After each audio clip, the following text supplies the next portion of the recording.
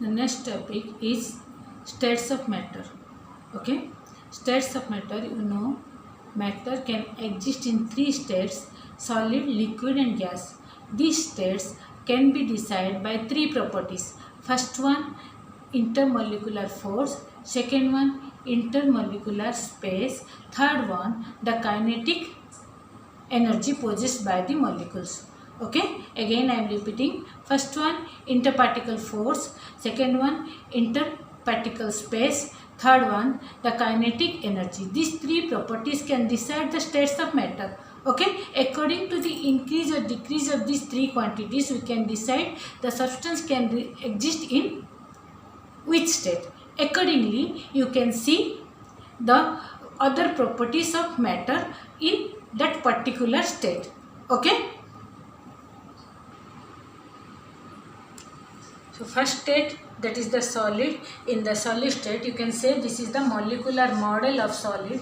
Here the particles are completely closed, completely arranged with each other. That means the interparticle force is highest. Interparticle force is highest, and the space is least. Again, the molecular motion, previously I told, the molecular motion is least. That means they can vibrate only by their mean position.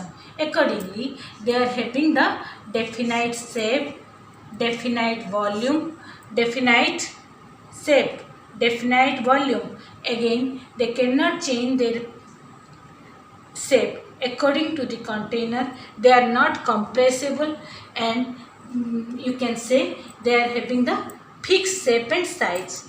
Okay, then come to the liquid. This is the molecular model of liquid. You can see they are apart from each other. So in this case, what happened? Here the molecules are apart from each other. That means they are having less intermolecular force of attraction.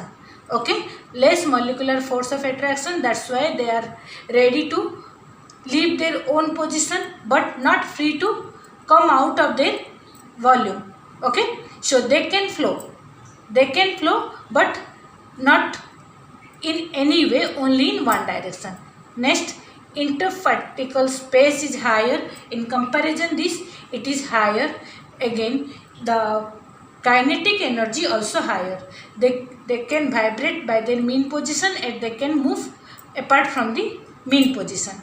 Next, including these conditions, they are having the definite volume but no definite shape. Liquids are taking the shape of the container. Next, they are slightly compressible. They are not having a fixed shape and size, and due to all this property, they can flow. Understood? They can flow, but flowing in one direction. Next, come to the gases. Gases, you can see the particles. Okay, number of particles. This is, you can say, the particle model of gases. You can see the particles are more apart from the liquid. So that means the force of attraction is least. That's why they are free to move from their mean position, which shows the interparticle space is very higher, and the kinetic energy contained in the gaseous molecule is highest. That's why they can flow out of their own volume, or they can take the total space available to them.